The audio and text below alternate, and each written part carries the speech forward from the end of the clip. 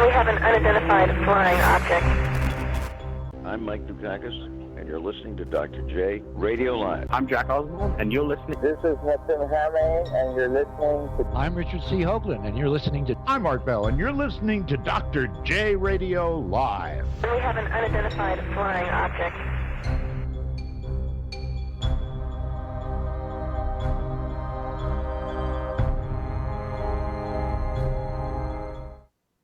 Welcome back to another very special episode of Dr. J Radio Live. I'm your host, Dr. J, broadcasting from the City of Angels, of course, to United States, Canada, Mexico, UK, South Korea, and beyond. Today's 9/11, the 17-year anniversary. Let me tell you, before we get into the show, what I experienced 17 years ago, so we can really get into our guest, who's going to blow your socks off. If you've been paying attention to my promotion, you should be listening to this show. And if not, I know you guys will catch it in the archives, because if you've been watching Loose Change, 9/11 in Plain Sight, or any of the documentaries or read any of the books, I promise you, unless you read this author's book, you probably have no clue the whole story or even the details of the story. 17 years ago, I had just come back from Las Vegas. I had been visiting my parents, and I was getting ready to go back up to my apartment in Santa Barbara. That Tuesday morning, I was woken up by my mother, and she says, look, this was exact words, look what's happening at the United States today. As she walks into my room, turns the TV on. She turns on the TV. The default channel that I had been watching the night before was BBC. She was watching ABC downstairs. So this was after the first plane had crashed, or so-called crash, whatever you want to call it. And I'm watching, all the drama unfold. And every time something would happen, I would run downstairs and, say, did you see this? Of course I saw it. But there was one thing that I saw, or didn't see is the key, didn't see, that happened, that BBC said happened, but happened really 20 some odd minutes later. I was watching, and all of a sudden this guy from BBC is speaking to this anchor woman who is apparently live, or at least says she's live, in New York. And so right there, she's giving a breaking news. The Solomon Brothers building has collapsed. But when you look behind it, everything's the same. So I run downstairs, literally shouting as I'm running, have you seen the Solomon Brothers that's been collapsed? So I emerge into the living room, and right in front of me is a whole different sight. What is from BBC is demolished. But when I go back upstairs, BBC still has this building standing. And I knew something was wrong then. And I know today, 17 years later, we are going to get the answers. Now, before I introduce our guest, let me read her bio, because it's relevant enough for you to understand this before we really get into all her research, which culminates in 4 amazing books. Okay, I guess I will mention her name right now. Rebekah Roth. She is the author of Methodical Illusions, parts 1 through 4. And she's been a 30-year airline career and enjoying her retirement. Rebekah set out to write her first novel. In searching online for a name to give a character, she discovered several of the accused hijackers from 9/11 were and still are alive. Several of them had their identities stolen, a fact she found confirmed by the director of the FBI. Upon the discovery, Rebekah dedicated thousands of hours researching the details and discovered what really happened to the plane's passengers and crew members. The results of her research formed the basis from her first book, Methodical Illusion. Following the release of her first book, Rebekah quickly became known and respected worldwide as the foremost authority on 9/11. She was contacted by many researchers and professionals and radio hosts, and that offered her expert knowledge, government documents, and even eyewitness reports. Her ability to zero in on the facts and to follow the trails of people and corporations that planned, executed, and prospered from the methodically planned terror even brought to the surface many details never discovered before. Much to her dismay, she also learned that several government agencies covered up some of the most important and telling details of that day. Rebekah has a special way of weaving reality and truth in an entertaining story, reality and truth into an entertaining story in which you will discover more truth than fiction. And I can attest to that from what I've read so far. Her first book's popularity and success reconfirmed that the entire world was hungry for the truth about 9/11, and she was encouraged to follow up with the sequel, Methodical Deception. Her straight-on delivery of the facts is unparalleled and riveting. Standing on the side of the truth without fear, she delivers through her interviews, daily podcasts, and weekly radio shows every unbelievable detail she has discovered. After plowing through more data and receiving the accounts of more eyewitnesses, 2 more books followed, Methodical Conclusion and her most recent work, Methodical Exposure.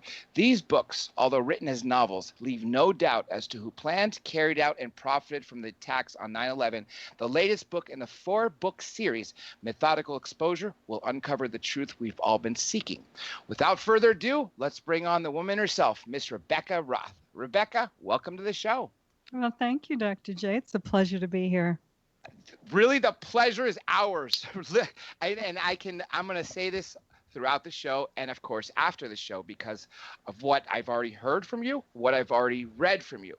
So let's really start from this is the key question. I mean, this is actually what I wrote before I even looked at what you sent me.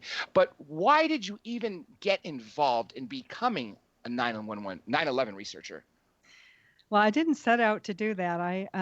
I flew actually for about 4 years after the event, so I went through that whole transition, and it really was just traumatic to every one of us in the airline because we weren't getting told any details from any of our companies, and that's really nationwide. No airlines would talk about any details about this, and so. When I discovered that a bunch of the hijackers were still alive, I was so shocked. I was like, and this was probably when I started looking, I was going to write this fun little, novel to read at the beach about being a flight attendant. And I literally went in to grab a Middle Eastern name. And I thought, well, I'll just grab a first name from a hijacker and a last name from another one. And I end up finding out that's exactly what the FBI did when they made the fake 19 hijackers, because there were no Arabs. None of those that are accused were on any of those 4 aircraft that day. And now it's just amazing. But I was so stunned because I, just like everyone else, I believed what I saw on television, although at first I thought it was trick photography. I just couldn't believe what I was seeing. So when I found out those guys were alive, I thought, well, let me just take a look at this deeper. I set my fun novel aside and just started researching 9/11. And I went for every initial news report that I could find online, every ABC, NBC, CNN, every one of them that I could find. And I started printing stuff out. I have literally boxes of this stuff because I realized right away that there was something very wrong with the picture. And like I said, I thought it was trick photography because an aluminum aircraft can really be destroyed by a flock of birds. That's or right. A bird. One large bird can be pretty damaging. I've seen hailstorms damage the aluminum structure of an aircraft. They're very, very fragile. And they don't fly all the way through a skyscraper. They would explode on the outside. That's why I thought it was trick photography when I luckily was home. But I had just commuted from coast to coast. So it kind of struck me as like, I could have been on one of those planes. So I just got into this. And I often say from the old movie, Close Encounters with Richard Dreyfuss, yes. the Devil's Tower. I did that with 9/11. I just by this time, the Zachariah Moussaoui, the 20th supposed hijacker trial had happened. There was all kinds of FBI data, lots of stuff available online. And first I started to weed through all the really crazy conspiracy people because there were people that were professors that had no idea how we work, what we do when we go to work, when we start checking in for our flights, how crews work. They also had no idea of the FAA basically set in stone hijack protocol that we followed. And that was one of the things that I noticed right away. Once I gathered all this information, I thought, okay, I'm going to start at the beginning. The first flight, Flight 11, that pushed back about 8 o'clock from Boston to go to LAX, I started looking at that one because it was 2 flight attendants that made phone calls out of there. But they made phone calls to the wrong places. And why would they be making phone calls in the middle of a hijacking? That's my biggest thing. Well, that's very true. As a matter of fact, not too long ago, I watched an old movie, and I don't remember the name of it. I'm not very good with movies, and But it was right after I got this book done, so it wasn't that long ago. But it was an old movie, I think from the 70s, if I remember the kind of hair, because they had afro kind of styles. But they were on a 747, and it was a hijacking by some terrorist. Um, and the flight attendant picked up the interphone, which looks just like a phone, like a princess phone. Remember those? And it was to talk to, a crew member or the pilot, and they shot her. And that's exactly what would happen in a hijacking. So I'm thinking, why are these people on the phone? But those first two gals from Flight 11, they were on the phone for both of them nearly a half an hour. One called out several times, and then the other one was on the phone for like 27 minutes. But they called the wrong place. And I couldn't figure that out at first. Because, our training for hijacking is it's a set protocol. And we had specific things to do. Number one is to keep the hijacker out of the cockpit. So the first most important thing they would have given if they were talking to anybody would have been how someone got in. But yet none of them ever said anybody got in the cockpit. None of them said that. That's true. That's actually true. I'm like, okay, well, what else is wrong? So I just kept looking, and I started writing charts and taking notes, and I have a pretty good memory. So I started paying real close attention to things that were wrong. And I didn't know this until this recent attempted coup against the President of the United States by the Department of Justice and the FBI. I did not know that the 302s, the 302 is an FBI interview or notes from an initial interview. And so if they come talk to you the very first time they were going to do a 302, that 302 can never be changed or destroyed. But I found several for Betty Ong, who was one of the flight attendants from that first flight. And how many did you find total? There's at least 3 of them that I found online. So I didn't do a FOIA request for them, but I did, like I said, at the time when I found it, and just until this 4th book, I didn't even know that you couldn't change them or do away with them. But what I found in looking at the ones I had, like I said, I copied them, I printed them. So I'm looking at them with a highlighter, and I see that she's saying things to a reservation agent. And let me just tell you this, that we would never phone a reservation agent or our family in a hijacking. And that's what most of the flight attendants did. And that seems so odd. I mean, the family I understand, and I could see why would you call reservations? I mean, what are you gonna say? Oh, there's a hijacking going on. Let me get back to disarming them. I mean, that just seems like common sense. Really common sense. And also what you also mentioned real quick, because I think this is important. At least I picked up on this, and I know you picked up on this, and I'm curious as to how many listeners paid attention to who was part of the 9/11 Commission, who was also part of this coup to overthrow Trump. Robert Mueller. Mm-hmm. He's got a 9/11 story too. We'll get to that later. But he was the head of the FBI at the time, and the FBI did cover up all of this. And when you really grasp this, and I think for most people, because there's a lot of cognitive dissonance still, but a lot of people have been waking up since about 2006 maybe.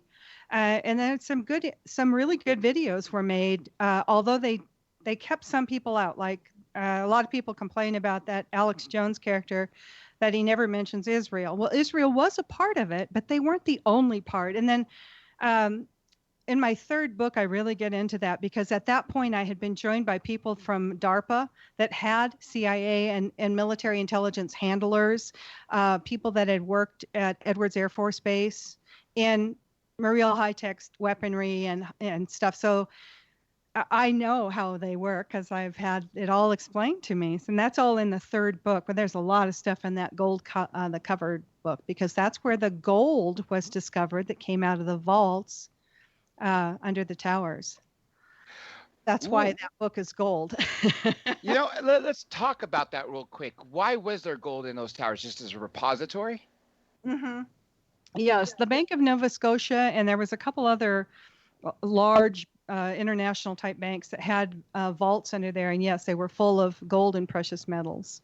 And they were actually being taken out of those vaults. And one truck with gold on it apparently was found in the rubble and had an axle or something. But the FEMA photographer that went in taking pictures initially, the vaults were empty. And so, but that had been done weeks, maybe even months before, I should say months before 9/11 happened. There was a lot of stuff that got taken out of there and deposited in Mojave, California. Near Edwards or just around in the Mojave area? Because that's a great place. A lot of history there, going back 50, 60 years. So I could just see that there's other bases that we're not aware about aside from the old, was it Murlock? Yeah, Murlock Airfield, which is now Edwards. But it's ironic. We have a connection in California. It just doesn't end. Mojave Airport was used in World War II. I think it was a Marine air base then. There are ammo bunkers there, and you will know it. You can look it up now. It's Mojave Air and Spaceport, I think it's called, or Mojave Spaceport, maybe it's the title of it. They do lots of high-tech weaponry, launching of rockets.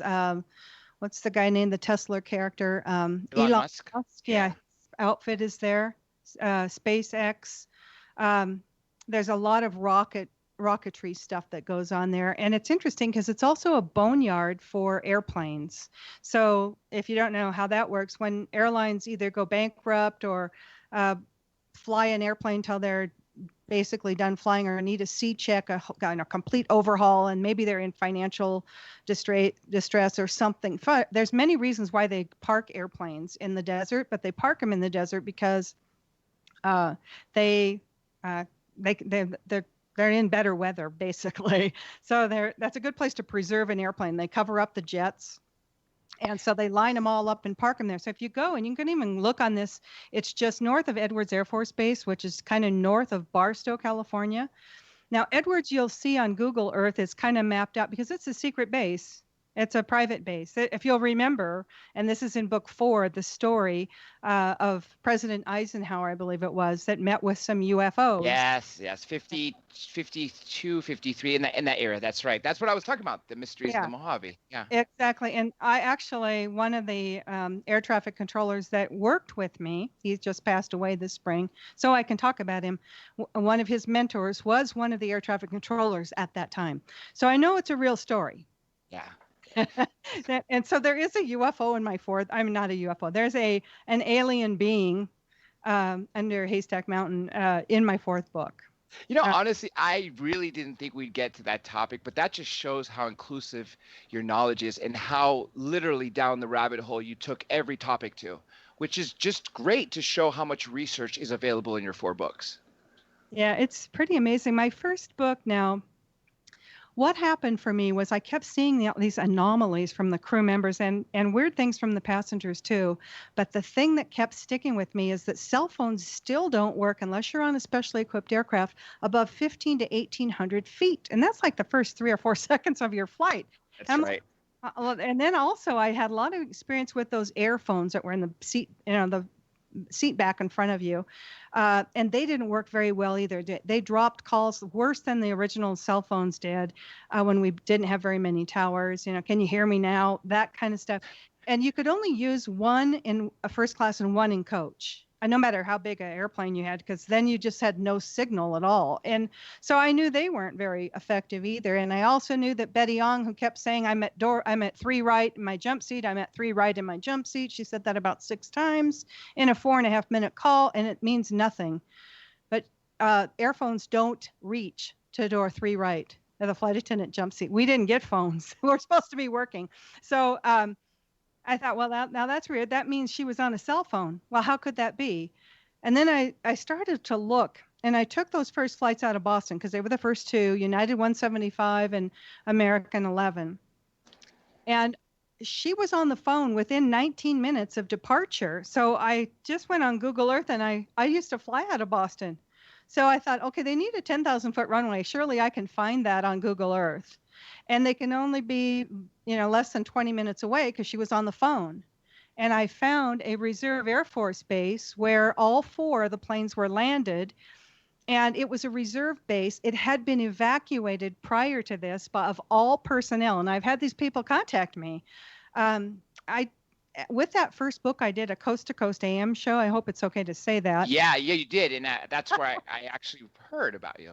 Yeah, and so on the George Norrie show, and there were he kind of controlled what I could say and what I couldn't say. So I didn't say the name of the base, and I had people contacting me that were eyewitnesses to the landing and reservists that were called up after by the afternoon, after the second tower had been struck, and activated. This is a reserve unit that had been activated. They were, transport logistics unit.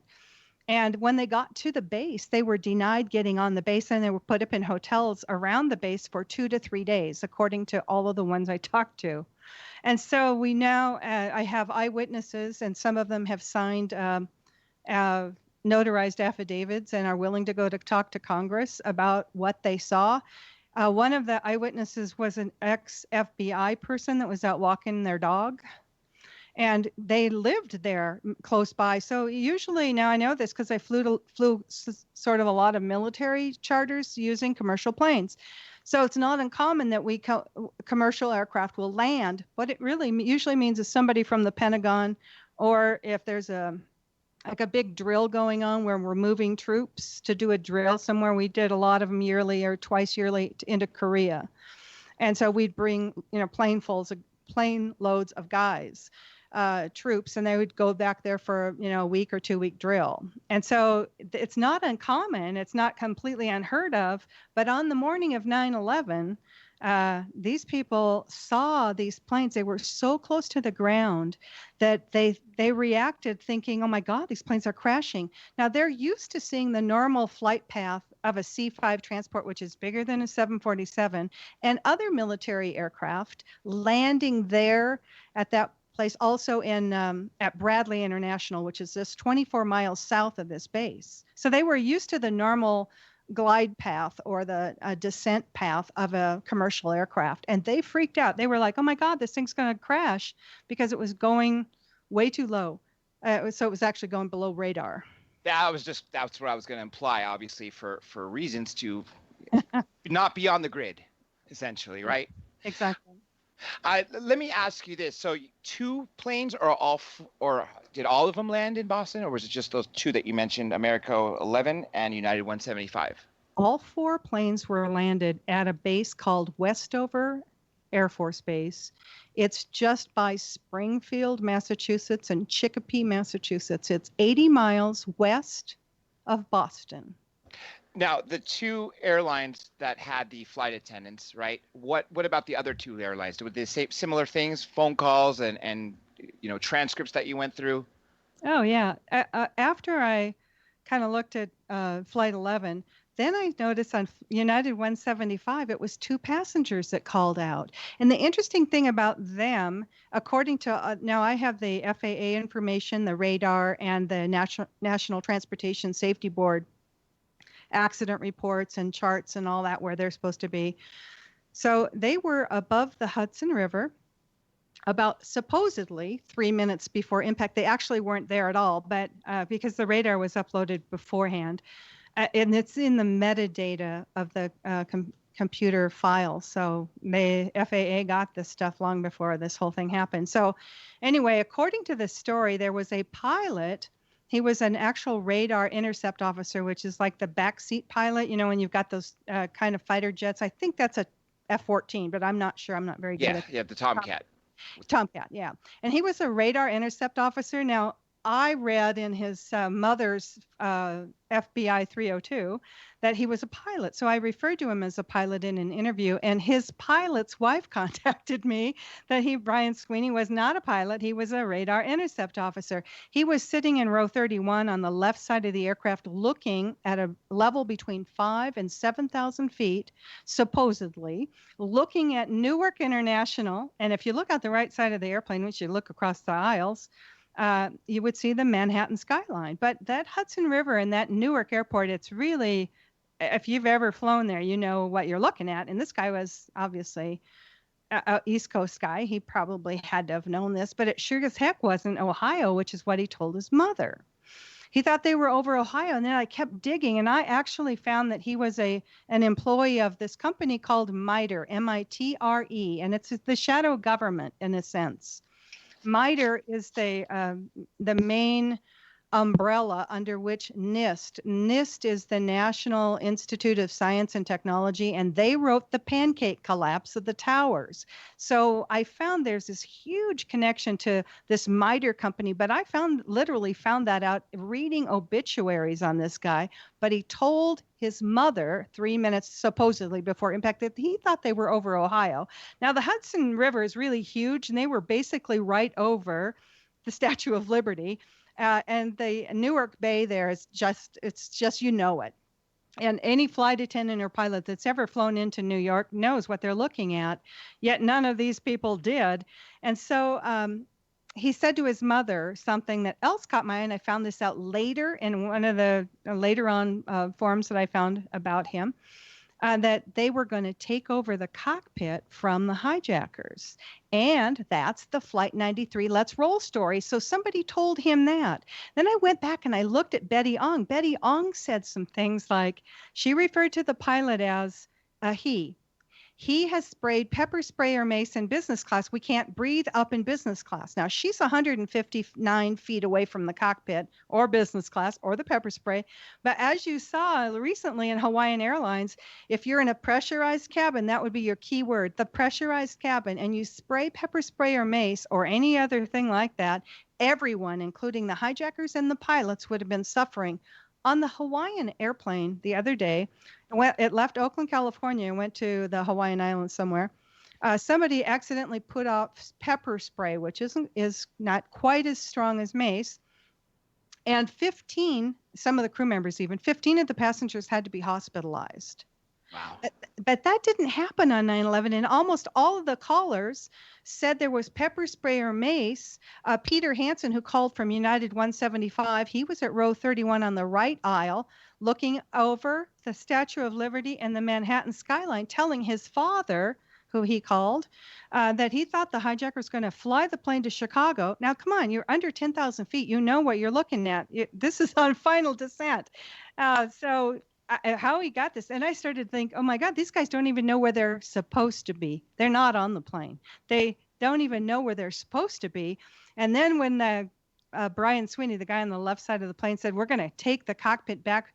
First off, let me just say this. So if anybody has this idea, flight attendants are highly trained to handle, and we're insured. You're not. You're not trained. You don't know the code words. And we would never, ever allow passengers to get out of their seat and help in any kind of a hijacking, because hijackers are usually armed and they're ready to kill. So we'd never do that. So that was another thing I saw. I was like, wait a minute, this is crazy. We got flight attendants calling their husband, calling their parents, not calling crew scheduling. Now, crew scheduling is a number we all know. We all know who to call. That's our main connect point. But the crew scheduling can call right away to the military, to the FAA, get everything rolling. And in a hijacking, what you want to do as soon as you can is to get the airplane on the ground where a hostage rescue team can come and free you up. Not calling a family member on the ground or anything like that. And one thing that you've mentioned when you were with George Norrie, and this is key because you just essentially implied it. I'm just going to fill in the proper word. The only thing you really worry about as a flight attendant is passenger safety, right? That's your number one goal. Well, exactly. And so, okay. I mean, the whole idea of doing a preventing a hijacking is really to get the aircraft on the ground, because that way we can get you safely on the ground. And hostage rescue people, Navy SEALs, whoever is nearby. Now, it all depends on what city you land in, who comes to your rescue. If you're kind of remote, maybe in Fargo, North Dakota, maybe it's a military group. It's hard to say who they're going to have, but they've all been trained basically to do this kind of stuff. It's either military or FBI or the Navy SEALs. If you were, let's say, happened this in San Diego, you'd probably have Navy SEALs there. But then there's lots of more trained hostage rescue people out there. But here's the thing that really blew me away is that both the flight attendants mentioned on Flight 11 that the hijacker was only one single person, a he. He sprayed pepper spray. And then Betty Ong also said he stood upstairs. There's no stairs on that airplane, but there are stairs in hangars. And then when I started to see that they weren't pressurized, or she would have been suffering from the pepper spray or mace. And she was on the phone almost a half an hour. It never coughed, never said my eyes are watering or, choked or anything. And so I started to see like, wait a minute. And then I started to compare all these 302s and I'm like, oh, she even said this thing. This is crazy. We're up in the air. Well, you would as a flight attendant, because a hijacking only takes place in the air. If a hijacker tried to do something on the ground, we just open the doors and get you out. We'd arm the chutes and say, come this way. And everybody would open their doors. It would be orchestrated. It would no longer be a hijacking. Hijackings only take place in the air. And I thought, well, as a flight attendant, you would never say that terminology. And I agree, because let's just say you're on the ground. I mean, wouldn't the radar and anybody know from an airport whether you're on the ground? And if you're in the sky, clearly you're going to show up as radar. The airport that you just took off from is going to know you're in the sky. I mean, I think that's just such an obvious thing to be said, especially by a flight attendant. Really. Well, I found a lot of stuff that was just not right with them, not just them. And then the third flight, which was Flight 77, that left out of Dulles, Washington, D.C., and that was a flight attendant that called her parents and Barbara Olson, who called her husband, and a flight attendant and a passenger on that one. So we had 2 flight attendants and we had 2 passengers and we had one of each. And then we had the Let's Roll airplane. And that's where they really needed to secure the emotions. Because everybody that called on that, and 2 flight attendants called out on that one too, just to say goodbye. They didn't, and we would never give up. A flight attendant will never give up in hijacking. First off, here's another thing. So they don't do this anymore, but methodical was actually a code word. Captain, I'm being methodical. Mm-hmm. This is Mrs. Rebekah Roth. I'm being methodical. How much longer for this trip? And that statement right there would have told the captain, there's a hijacker that wants in, and we start then landing the airplane. That's a code word that hijackers wouldn't have known it because they don't use it anymore. So I can say it. It's a whole different program now after 9/11, but none of the code words were used. None of the pilots did what they should have done, squawking the hijack code. None of this happened. And at first I didn't know why. I just kept thinking, well, this is just so weird. And then what was really even stranger is that the media elevated these people, the crew members, into a hero. But none of them did the right thing. They didn't even say if they were in the cockpit, how they got in the cockpit on any of the flights. On Flight 93, the Let's Roll flight, there's so much crazy stuff on that. That flight was at 42,000 feet, and everybody was calling in from cell phones. 42? I mean, isn't that 7,000 feet higher than, cruising altitude for an airliner? Well, it depends on the airplane, but it did for some reason go up to 42,000 feet. Usually you're somewhere between 35 and 39,000. You can go up that high. If there's weather, you need to go above, or, if you're running late, sometimes it's a little quicker to go up in thinner air. So you can get a little more speed, but not usually. But it was unusually high. But I'm looking at the National Transportation Safety Board data. It says they were at 42,000 feet where all these phone calls are being made. And then that airplane comes out of the sky between 6,000 and 10,000 feet a minute. Now, let me tell you how scary that would be. And yet all the people on the receiving end of the phone calls said, well, it was so weird. It was like they were in the room next to me. There was no screaming. There was no airplane sound. It would sound like the airplane was falling apart if you're coming out of the sky that rapidly. Oh, yeah, it would break up. It would break up. On the verge of that happening. And so also with the official story, they were saying that Flight 77 that hit the Pentagon and the tower planes, they were going, 600-700 miles an hour. That airplane can only fly 535 miles an hour at 35,000 feet. That's what I was going to say. The airplane will fall apart. I kid you not. It just won't go that fast, and it will fall apart if you push it that hard. So pilots know this. Flight attendants know this. Boeing knows this. And what they pushed for this official story is just so bizarre. From the Well, you've probably seen the video where the nose of the airplane goes all the way through the South Tower or whatever it was. Yeah, yeah. That would never happen with a real airplane. And there's that little weird pod sort of missile thing underneath. There's that flash. There's just so many anomalies now. As a skydiver, for me, what drew me is exactly what you just said. The fact that a plane going so low at such speed, I already know the fact that if we take certain planes when we're skydiving, because we can only jump from a certain, usually between 10 and 15,000 feet is average. So if you want to go higher, then you can go faster.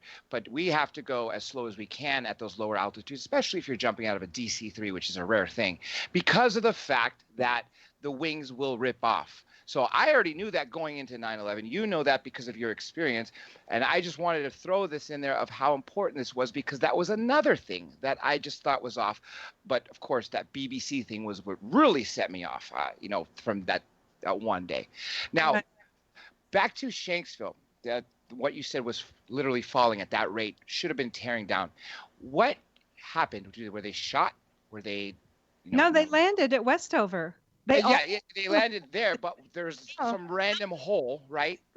That random hole showed up on Google Maps years before 9/11. There's no debris there. I noticed. Yeah.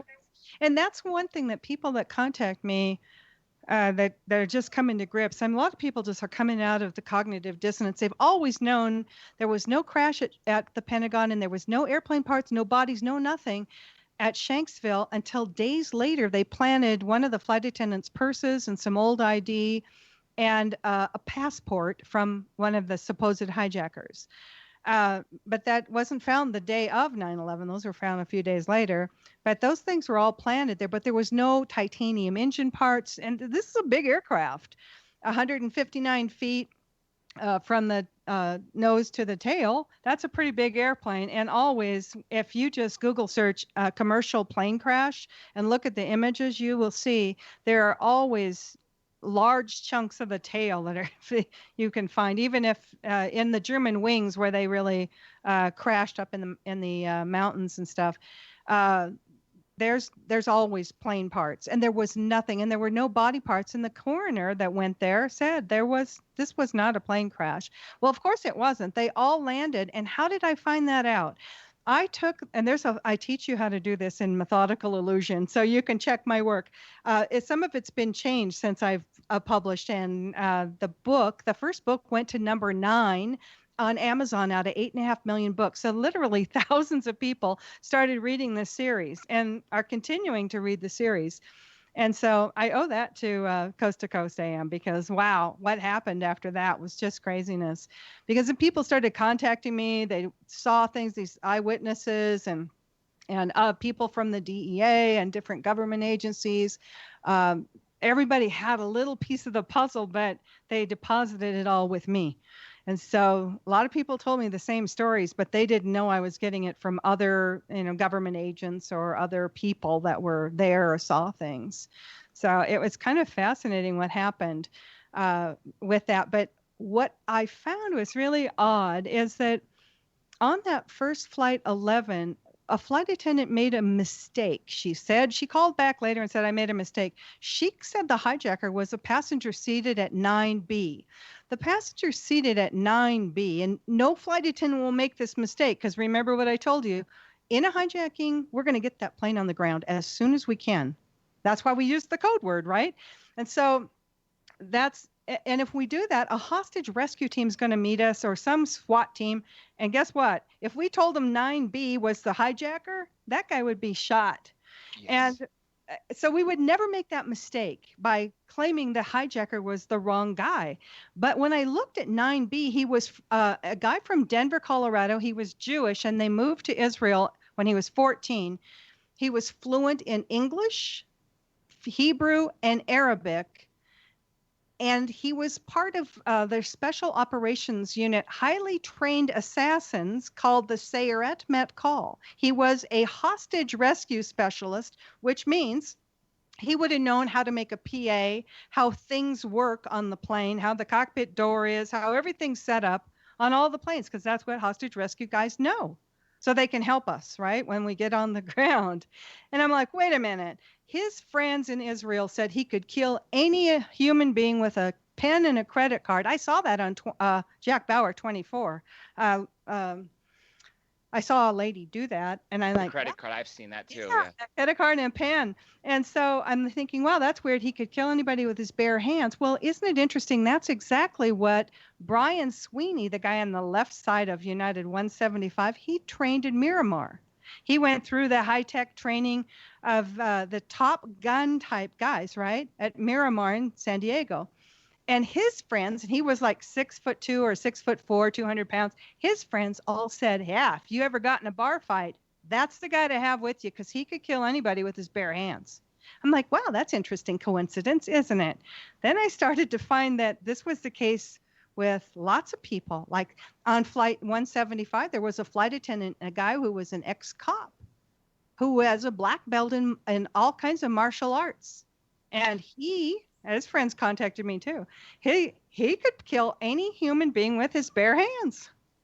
And yet we're supposed to believe that hijackers with box cutters overtook these literally killer humans. Yeah.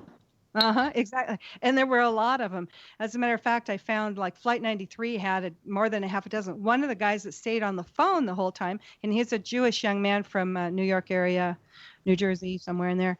He was a judo champion.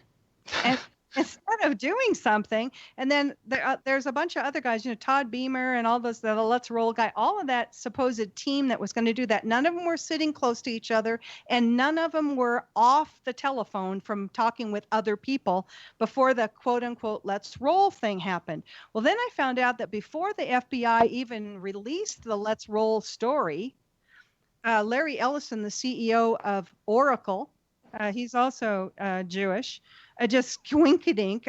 It's interesting because I went in thinking that when 19 radical Muslims did this. So I'm going to say, if you're a Christian, Jew, or Muslim, because that's what the story is, right? 19 radical Muslims. And we've been trained for 17 years to hate Muslims, but there weren't any Muslims. There were no Arabs. I don't care what religion. And they weren't Baha'i, and there were no Arabs on those 4 planes because the real passenger manifests were indeed smuggled out of the airports. And the FBI didn't want that to happen, but they did. People said, oh, that was our flight with United or American, and they printed out the real passenger manifest. Do you have your hands on those? I don't have a copy, no. But I know people that do. Now, let me ask you this. About FOIA. You managed to get your hands on a great deal of Freedom of Information Act data. How did that information help your research?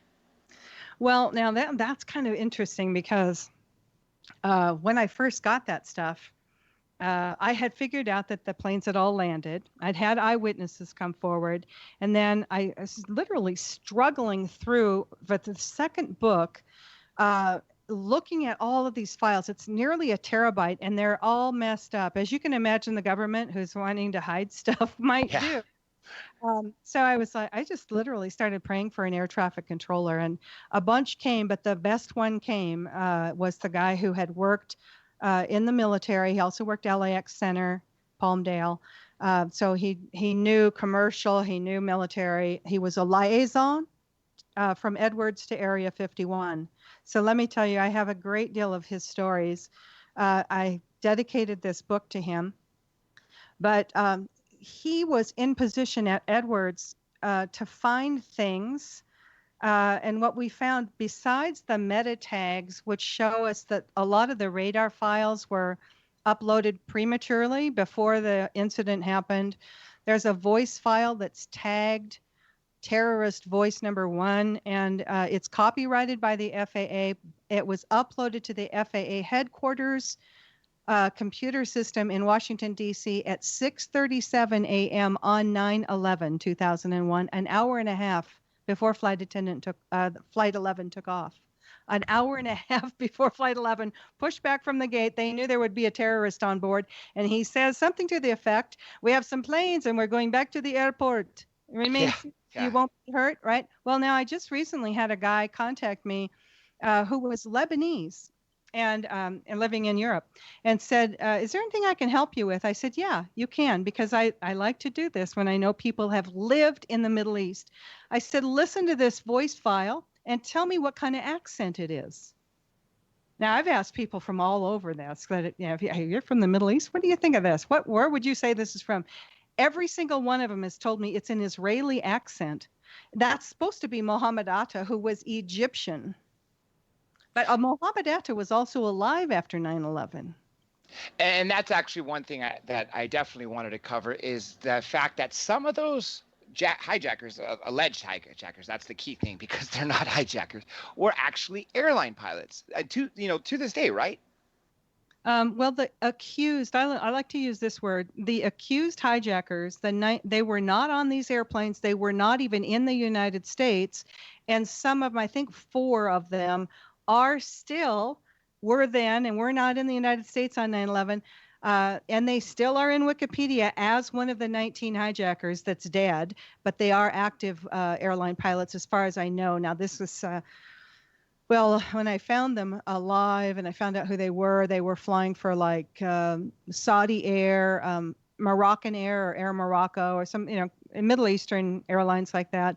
They had their passports, their airlines ID stolen, some of them.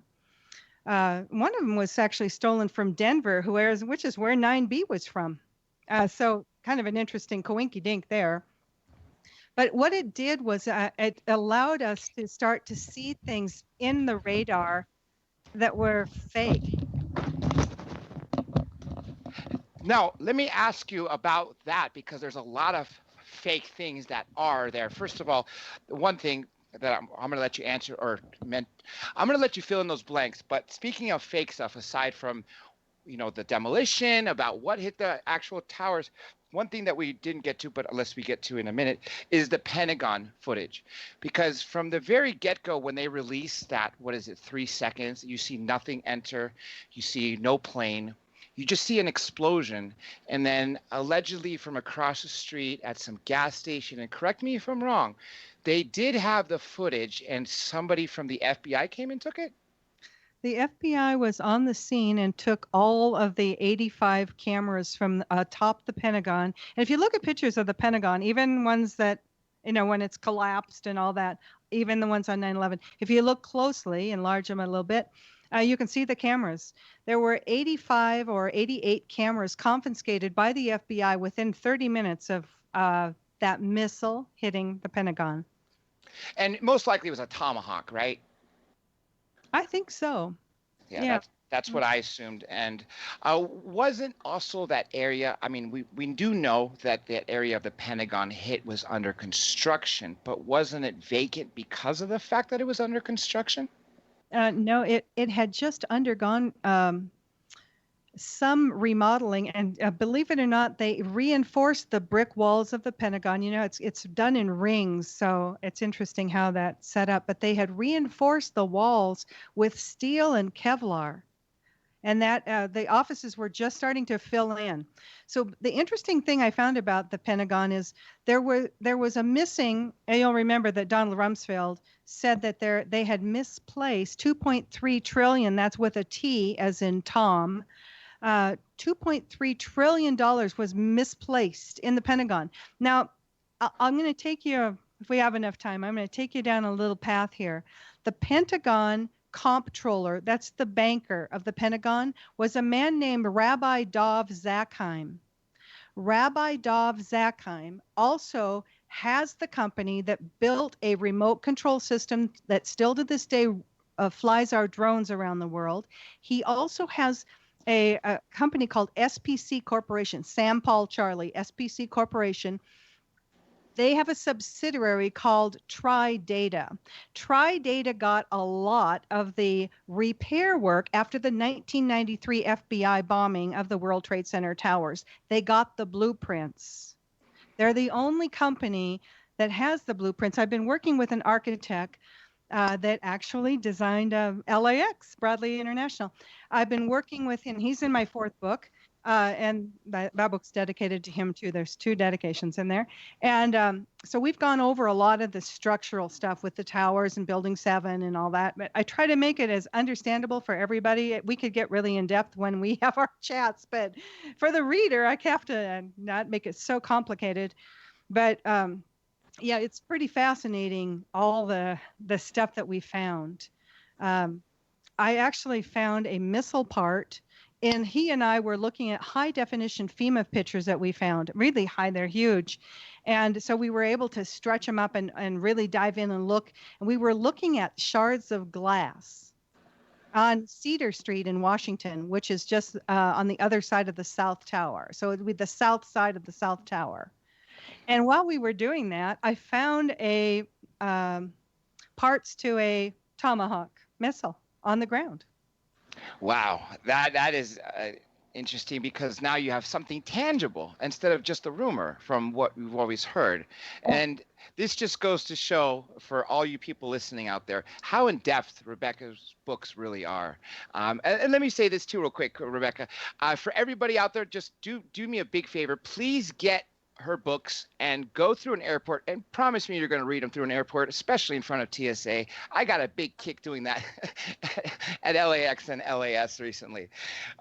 Okay, now let me ask you, or continue on this rabbi. What is it? Rabbi Doug Zackheim. Yeah. Yeah, he was the banker that was being investigated for the missing $2.3 trillion. He had Tri-Data, who had the blueprints for the tower since 1993. He also has another interesting company. It's kind of a conglomeration out of Elgin Air Force Base in Florida, where they, hold on to your hat, fasten your seatbelt, where they refurbish commercial aircraft into military refueling tankers. So everybody asked me, well, what happened to the airplanes? Well, he would have easily been, that was one of the things he was in on. But this same investigation into the missing $2.3 trillion was taking place at the ONI, the Office of Naval Intelligence, and the Army Audit Offices, which had just moved back in to that section of the Pentagon, and the missile went through both of them, and it killed all of the people that were killed. Were investigating that missing $2.3 trillion. Now, if you stop for a moment and ask yourself, how would bin Laden, who has supposedly planned all this, or Muhammad Ali, how would they know where the investigation into the misplaced $2.3 trillion was taking place, and why would it matter to them at all? It wouldn't. It really wouldn't. Sense, does it? So again, we see something that points away from the hijackers that they claim were on board, because we know they weren't even here. That we see that, oh, there's something wrong with the story. And that's just another one of those things. Now, for book 2, The Methodical Deception, that's the one with the black cover and the red puzzle piece. Mm-hmm. What happened, I found a DEA document that the DEA, the Drug Enforcement Administration here in the United States, started following an Israeli ecstasy drug ring. And they were in Florida, Texas, and California. And they were watching these guys.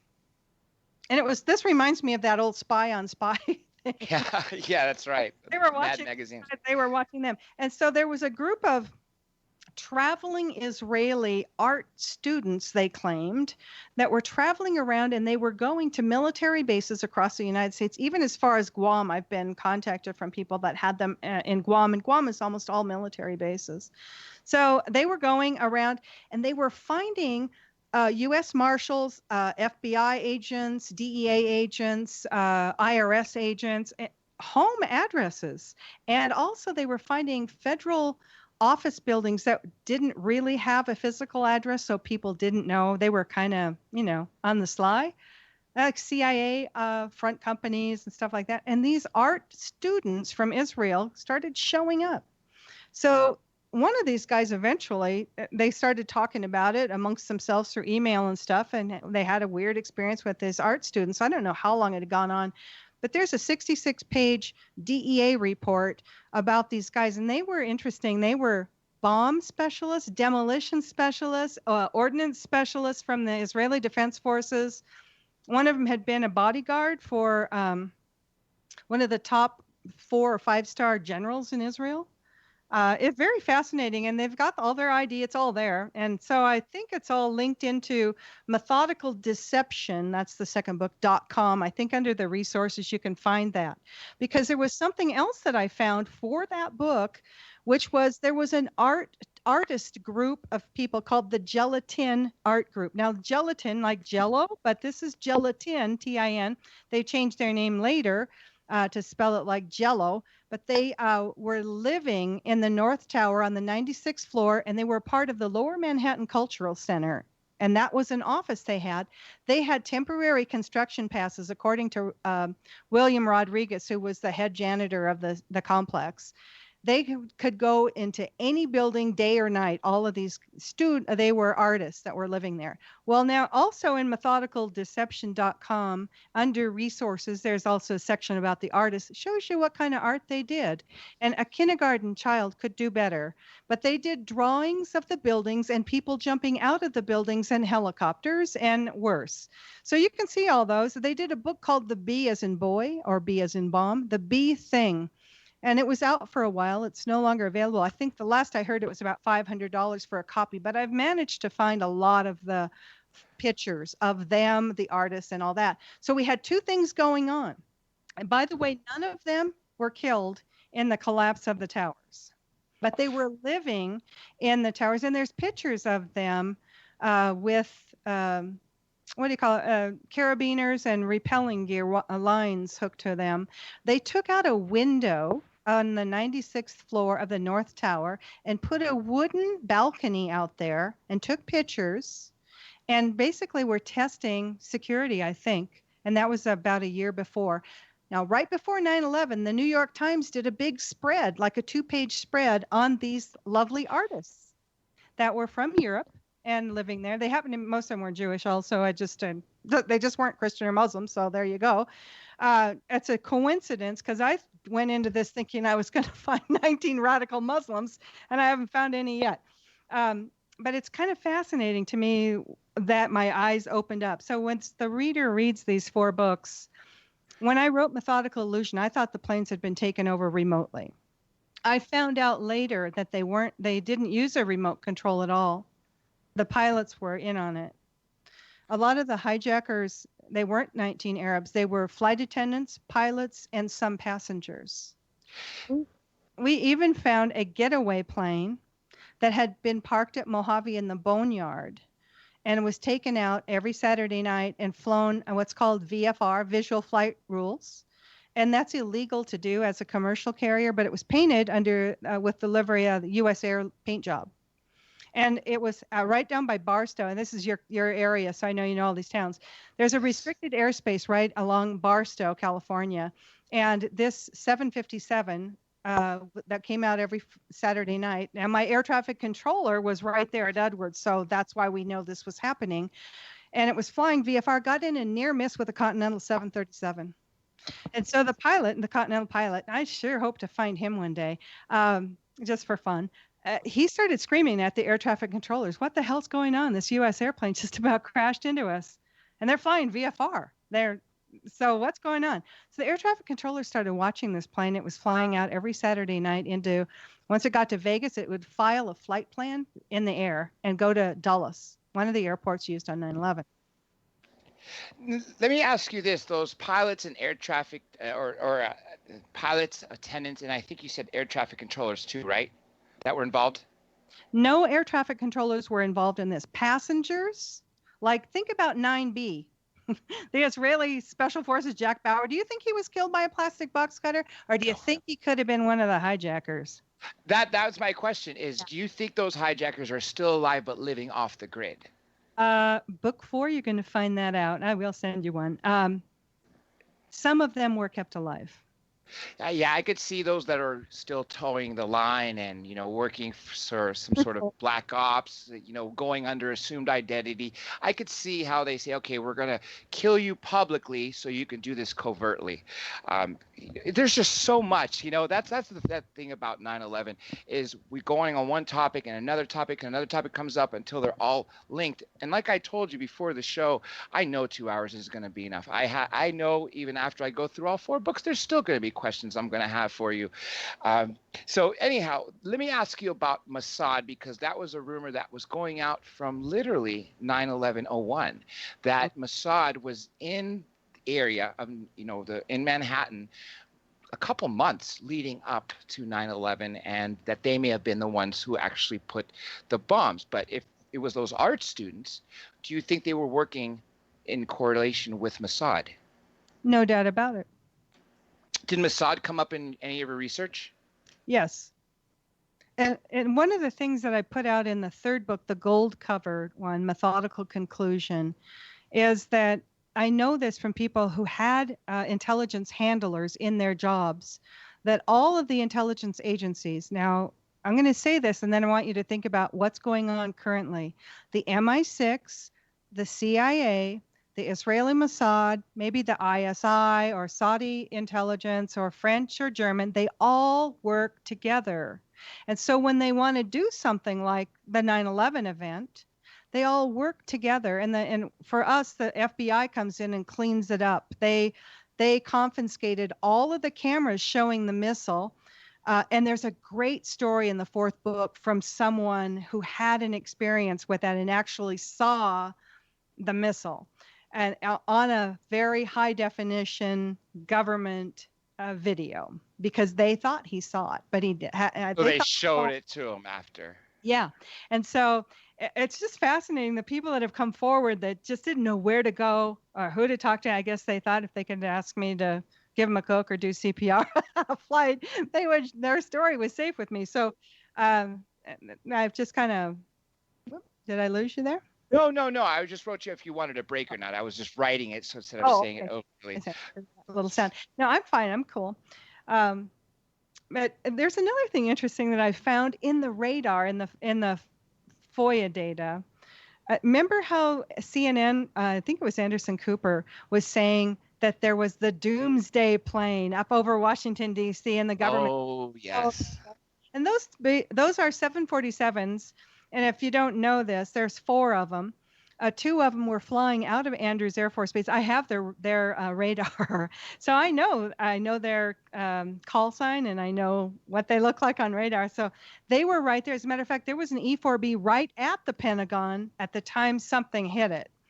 There was also a C-130 that was up in that area as well, and that C-130 was headed toward Minneapolis, St. Paul.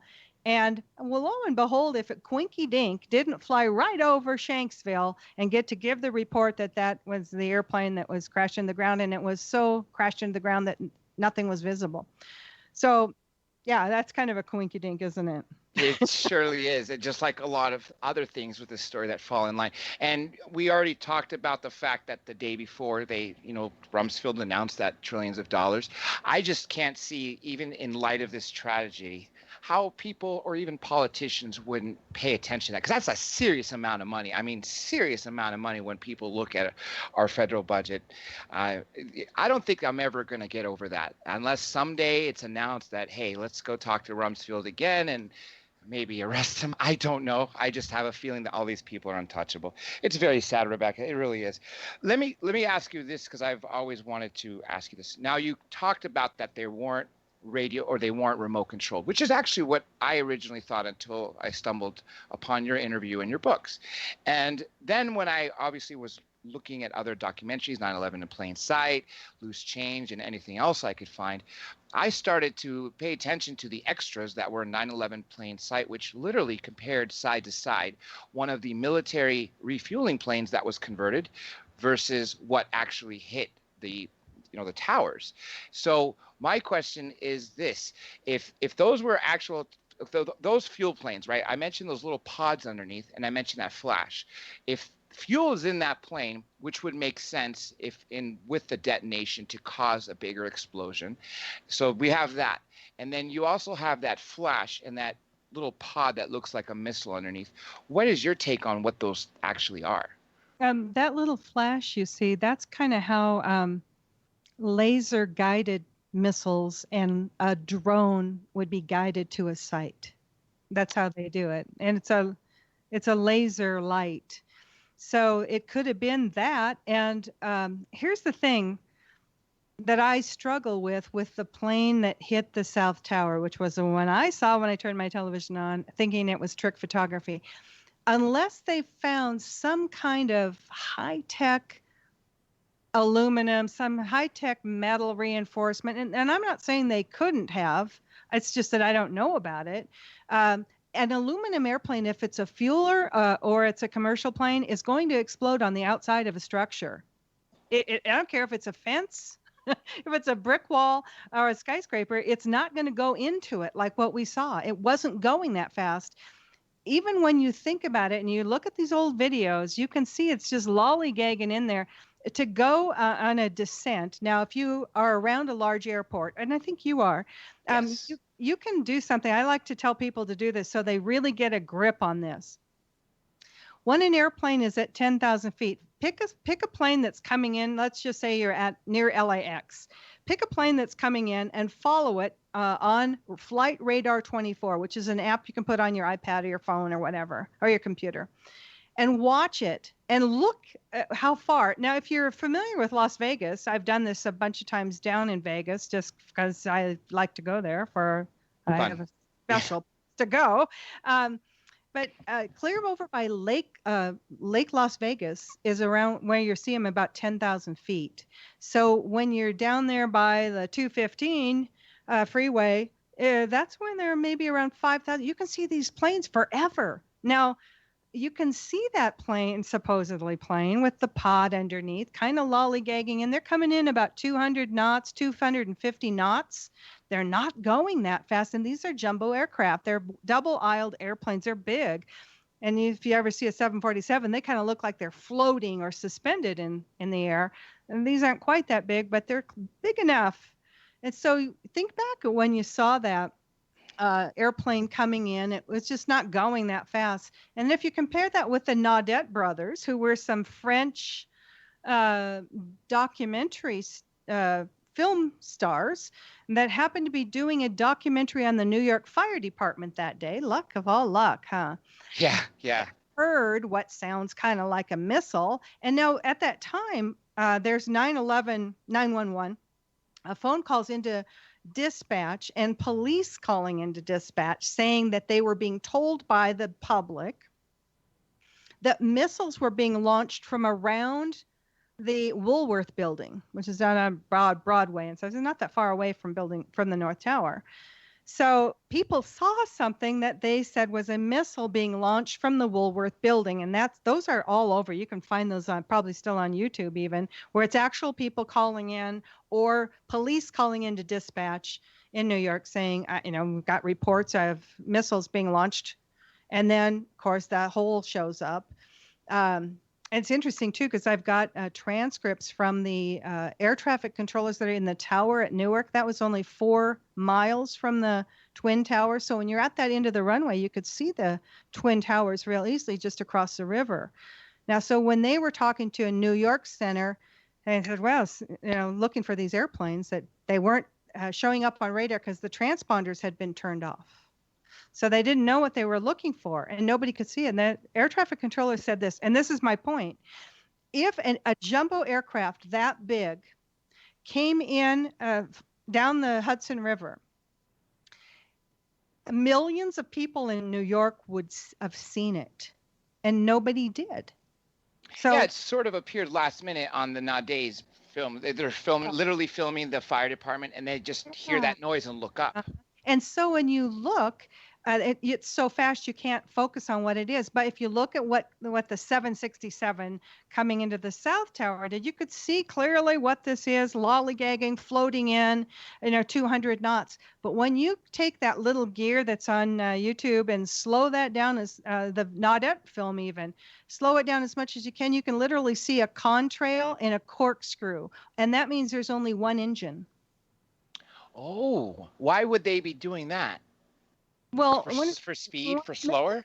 It was a missile. It wasn't an airplane with 2 engines. That's what you're trying to say. It essentially was a missile that looked like a plane. Well, now I don't know that anybody saw anything other than missiles for the North Tower. And we only saw what they wanted us to see.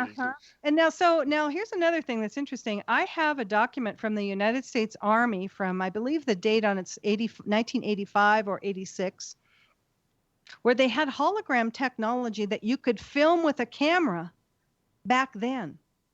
You know, it's ironic you say that, Rebecca, because recently I just stumbled upon some footage that was shot by a Chinese news network, and it was a hologram reflection city in the sky.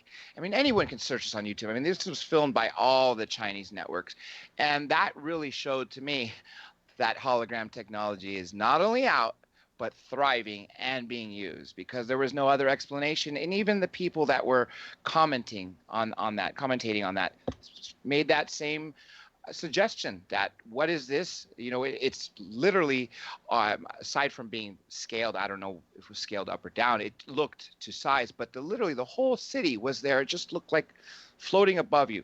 And so I think that's what that is. And therefore, if we've had this technology that long, why wouldn't it have been used on the day to fool America and the world for that matter? Well, it's not just the hologram technology that surely could have been used, and it could have been the pod we see could have been the missile that the hologram was covering up, but it kind of bled through. It's possible. So, but we know one thing: no matter whether it's a fueling tanker or a commercial plane, an aluminum airplane, if it hits a structure like a skyscraper, is going to blow up on the outside. There were no plane parts found down on the ground. There was no plane blew up. We saw it. It went right through. Poof, like a powder puff. I mean, yeah, like smoke. Literally, it just went in the building as if it fit, like a so hanger. I just thought it was trick photography, and I thought whoever was phoning me just to turn on your TV, I thought they were messing with me. And, it was a War of the Worlds kind of thing, because I've studied plane crashes for 30 plus years. That's not what aluminum airplanes do. Now, over the winter, you're going to see this, and maybe will remember that sometimes airplanes slide off a runway and they'll hit like a wrought iron fence at the end or something. It just tears them apart. Yeah. So, and like you mentioned with your bird example. Yeah. And hail. I mean, it's just crazy. So one of the things we found in, this wasn't in the FOIA data I had. I found this on somebody else's blog, but it was a FOIA request that they'd gotten, but it was the handwritten hieroglyphs from Andrews Air Force Base. And looking through this with one of the air traffic controllers, we found the night of 9/11 that 3 DC-9 medevac aircraft were flown into Andrews Air Force Base. Now that just coincidentally holds enough of the 250 or so bodies to take them into Andrews and cremate them or incinerate them. And they flew in, happened to fly in. We don't have their whole flight plan, but we know they did come in from the Westover area. They came in after dark. And so I also, I realized that, some people think, oh, they found a finger 6 years later. They easily could have cut somebody's finger off or their ring finger and put it in a freezer just to plant this stuff 5 or 6 or 10 years later. They want to keep this lie alive. They want you to believe this because there was a group of people, and they're Zionists. They're both the Christian Zionists and Jews, Bill Kristol type, neocons. Dan Quayle was one of them. Let's see. There was a bunch of these are all neocon people, and it's called the Project for a New American Century, or PNAC. And these guys actually, during Bill Clinton was the president right before this, and during Bill Clinton's time, they called for a new Pearl Harbor, an event.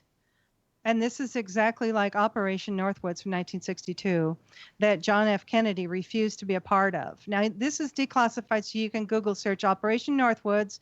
They were going to fake terrorist attacks in the United States, blame it on Cubans, the communists.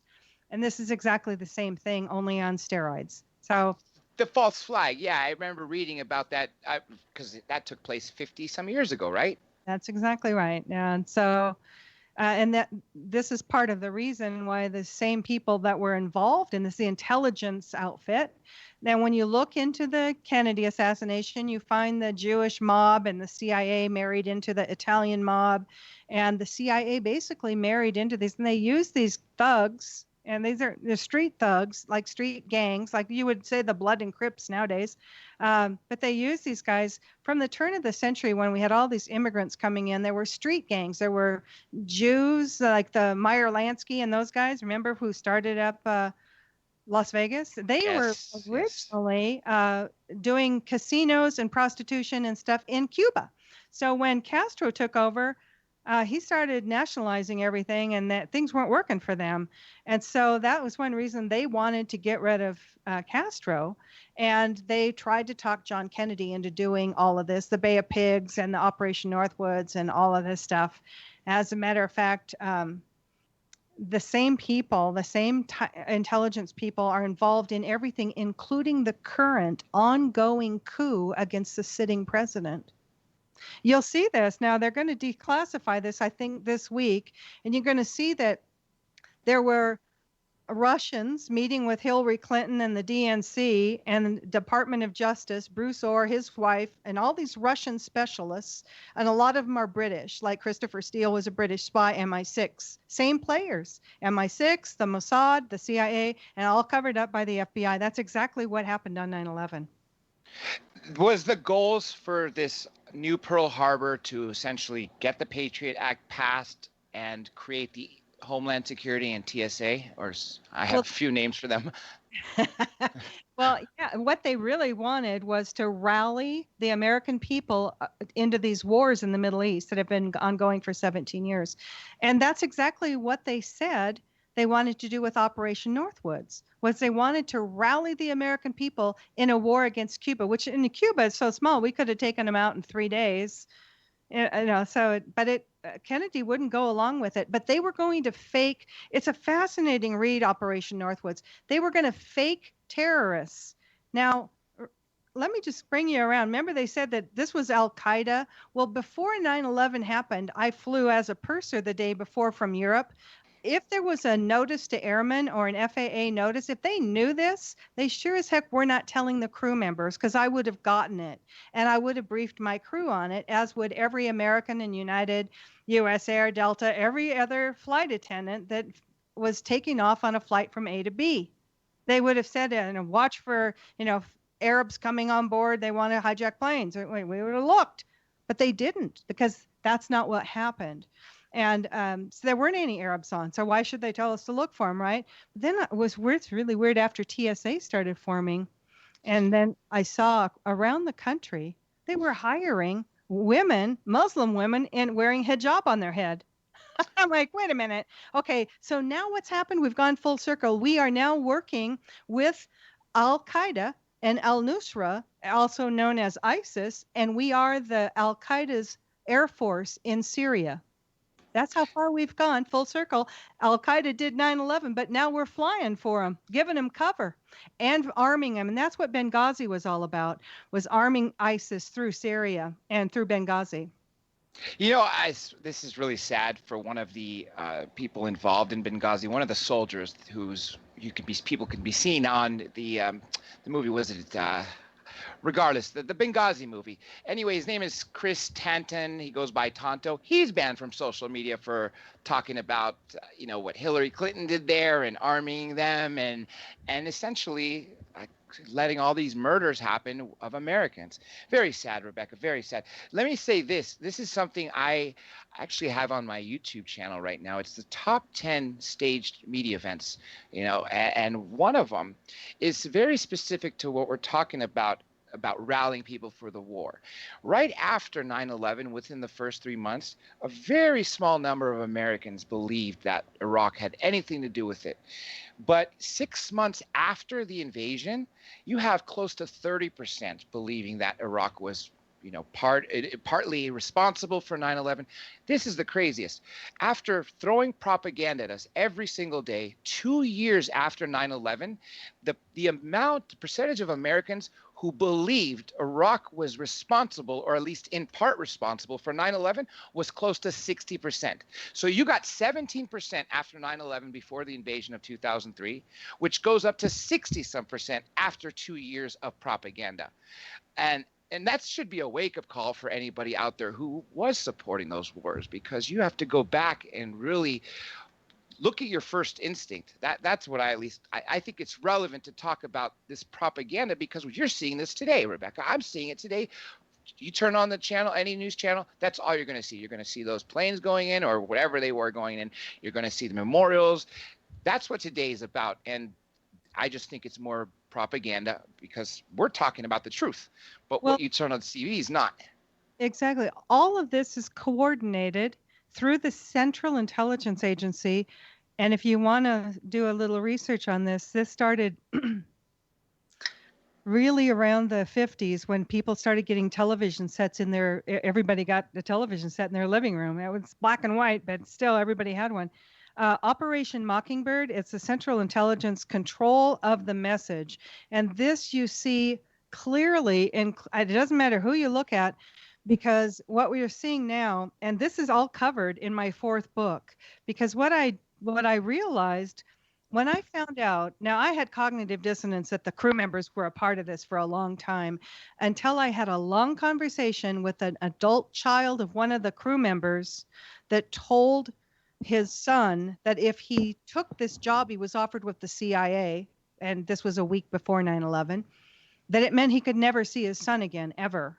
And his son contacted me and said he just wanted to know if they allowed his dad to live. I'm like, hey, I don't know, but do tell me more. And at that point, I realized why all this stuff didn't make sense, why the flight attendants and the pilots didn't follow protocol, why they made the phone calls to weird places like reservation, their parents, their spouses, etc. Why all that was going on? Because they weren't following protocol, because they weren't in a hijacking. They were in a mock-up.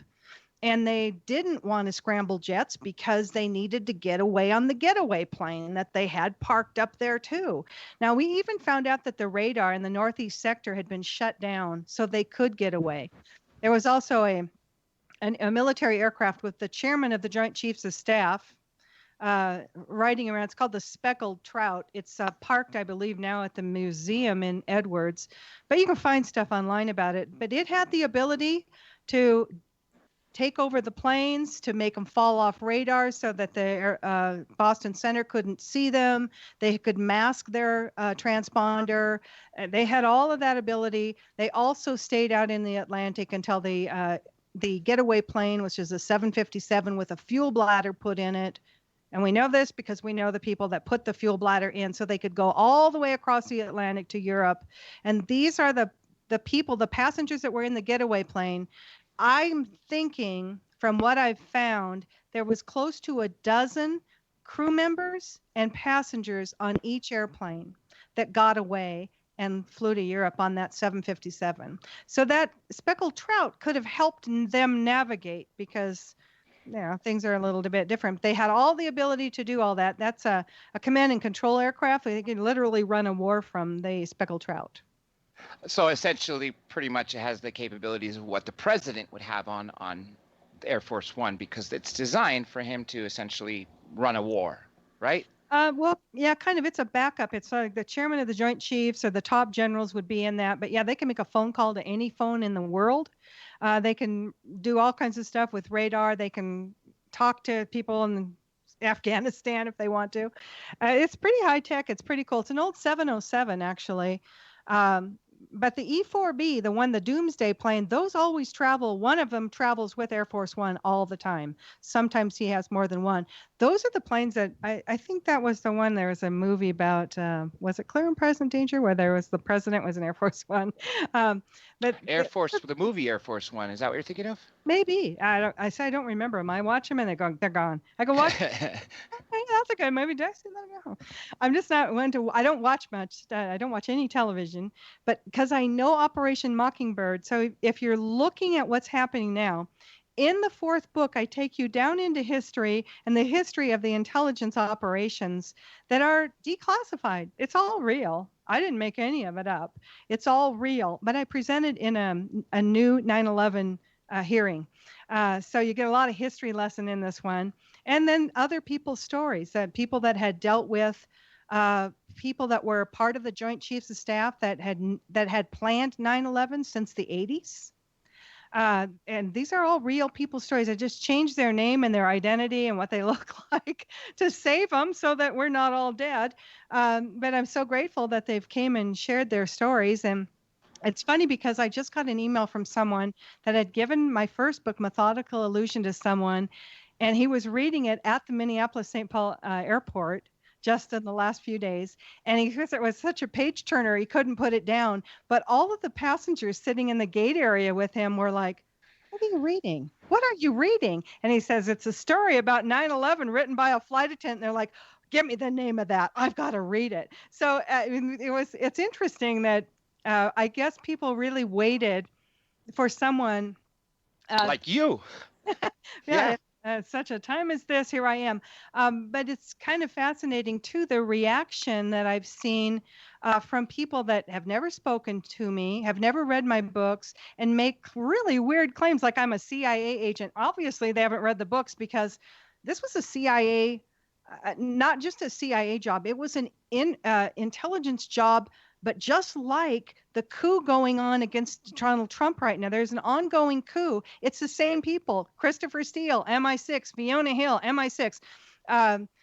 All of these intelligence agents, the CIA, the Department of Justice, John Brennan, James Clapper, these were all people that wanted Hillary to be in the White House. And Obama actually, unfortunately, weaponized the intelligence community. And so they're all fighting against the current president. So if you go back and as you're reading through book 4, this is exactly how they do a coup and how they've done coups in Iran and Guatemala and Honduras and Rwanda and everywhere else. They go in, they take control of the education system. Sometimes this is done decades in advance. They start trying to move the thoughts, that manipulate the way you think, brainwash you, into not liking the type of government that you have or your president or whatever. We see that going on every single day. 99% of all of the news on all of the channels, except maybe Fox, and they're probably 75%, is negative against our sitting president and everybody else that he's put in office, and the judges, everything. This is what they do, and this is the same pattern that they've done all along since the Iran in the 50s. So this is all part of book 4, because I want people to understand, if you're in cognitive dissonance and you're saying to yourself, "I don't believe our government would do this," well, believe it, because they have a long history of doing it at other countries and John F. Kennedy. So, and it's exactly the same. Do you know, before John Kennedy went to Dallas, they put out flyers and said that John Kennedy was wanted for treason, just like they're doing now. It's exactly the same thing. And when I was writing this and going through the final editing before I sent it to a real editor, I was like, God, I can't believe this. It's just exactly what they're doing right now. All the negative press, all of this, this is exactly what they did before they killed Kennedy. And it's the same people. It's the FBI, the CIA, the Israelis were involved, and the Brits were involved. I gotta say, I really feel sorry for Trump because of, like you said, all this negative attacks. No matter what he does right, he's still going to get trashed in all the media. There's only one network I found, but that just one doesn't cover it when you have 6 or 12 or however many bashing you. He's got to have real thick skin. At least that's what I would hope to believe. Yeah, well, it's amazing because we have such low unemployment for everybody. There's jobs out there galore, and wages going up, and unemployment going down, the GDP going up. I just saw yesterday they were expecting the third quarter GDP to be 5%. That's unheard of.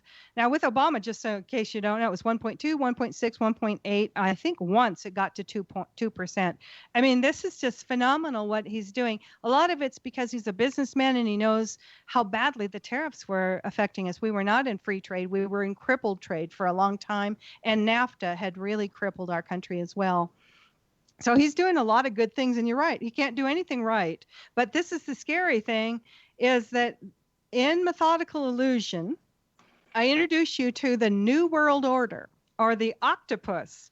This is all the running drugs for arms exchange, and that's currently going on with ISIS. You know, I actually interviewed a Navy SEAL from Vietnam, and he was in Vietnam from 65 to 68 as a SEAL. He said all his orders came from the CIA, and there was one CIA liaison that was for his SEAL team.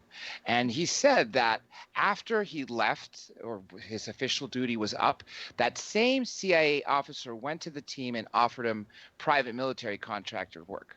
And he said 69 and 70, he did 2 jobs. Both were identical. One was from Peru, one was from Colombia. They involved a giant cargo ship full of cocaine. They had a submarine and a little boat, and full authority to destroy anyone in the way as long as it didn't, cause too many people to respond. So I know for a fact of what I've uncovered from this one interview and what I've read, that we've been involved in gun running, drug running. No matter how illegal it is for us, they're going to do it. That's very true. And I've become friends with some retired DEA guys now. And let me just say this is another fascinating thing, because there's several people that are now retired that were in different intelligence operatives that have contacted me. Prior, in June of 2001, there was an OPSEC meeting, and this is all the security people, the FBI, the CIA, the DIA, there's like 16, 17 intelligence outfits in this country alone, met down in Tampa, Florida. And Tommy Franks, you'll remember him, and other bigwigs from the Pentagon came, and they told them that there was going to be a terror attack and there would be 6 targets.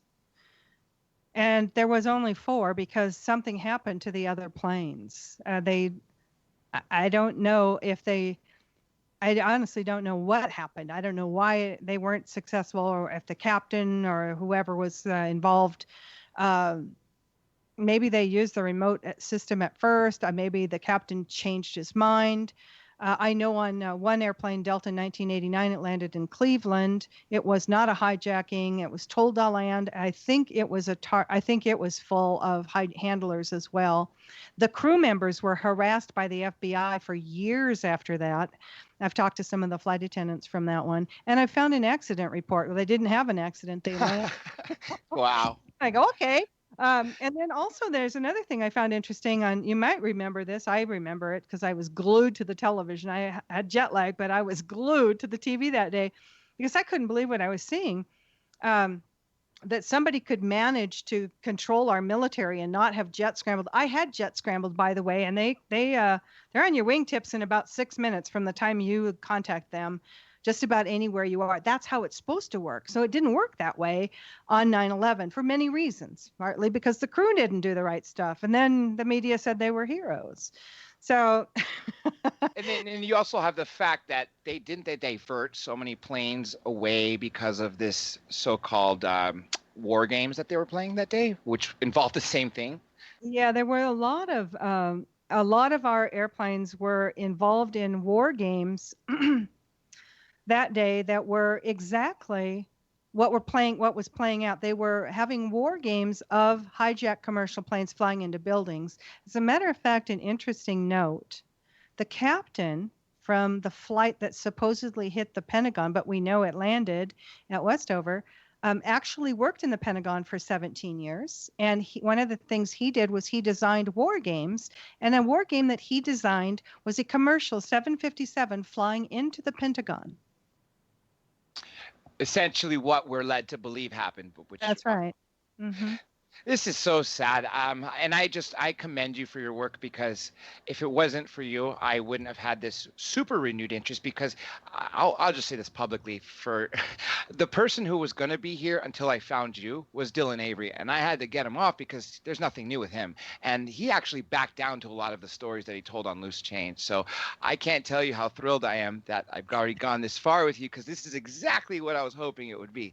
Let me ask these 2 other things that were written before I could freelance the rest, because I just have so much cool stuff I want to ask you. Okay. In your 3rd book, Methodical Conclusion, you were joined by essentially a team of aviation experts, which we talked about, a handful of them, and that information experts and others, aside from the ones we talked about that helped you discover and fill in some blanks, is there any we didn't talk about that helped you discover more to the story? I think we've kind of covered that. the meta tagging on the FOIA data is mind blowing. Because that's proof that these files were uploaded, some of them before the crash time, some of them before takeoff. So that's kind of telling, isn't it? And that's in the meta tagging. So it's not something you can go in and change, and why would you?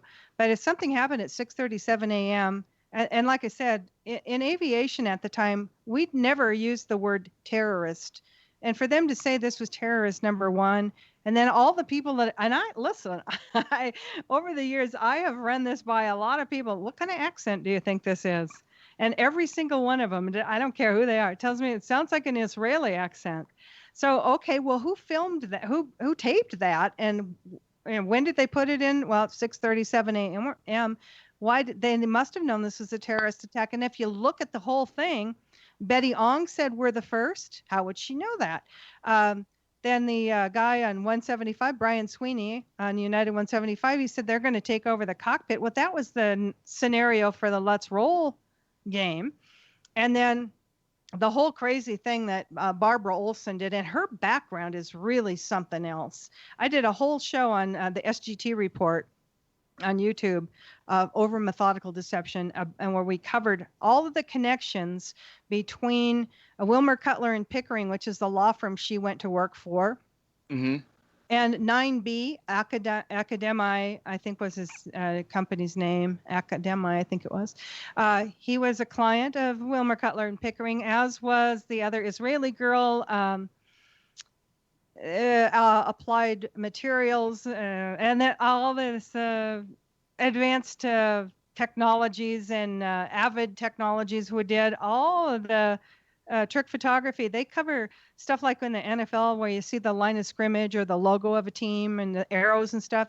Well, that you see on the screen, but it's not on the field. Yeah, the Avid Technologies, they had the ability to make anything look like it was on a screen, on a video. And a lot of what we saw could have been done. Let me just say this, because I've thought about it before. Because I after I wrote this book, I went into old movies. I watched the Bourne Identity, MK Ultra, and what's happening with Operation Mockingbird. We're all being programmed, brainwashed. It's a form of MK Ultra. We're just not being made into assassins, but we're made to hate a group of people that this whole 9/11 was blamed on, and they weren't even a part of it. Think about this. The guys in Gitmo for the last 17 years had nothing to do with this. You know what I always tell people is, if we know what we do to our prisons in America, and we know how we treat our prisoners at, our Florence, Colorado Supermax, and then we know about the sensory deprivation and the waterboarding at Guantanamo Bay, what the heck could possibly be going on in other CIA safe houses or annexes? Yeah, that we don't know about. Yeah. Oh, yeah. I hope I never find out. Yeah, it's kind of crazy, isn't it? But, well, let me just say this, because in the fourth book, some of the hijackers actually have been found. That's something I wanted to get in before. Have you actually talked to any of them since they've been found and identified? Not the hijackers. I'm talking about the suspected people that were framed. Have you talked to any of those people? Let me say this. The accused 19, a bunch of them have been on television. I've been contacted by people that saw them on TV in the Middle East. I have not talked to them. The real hijackers have been found, but no, I have not spoken with them.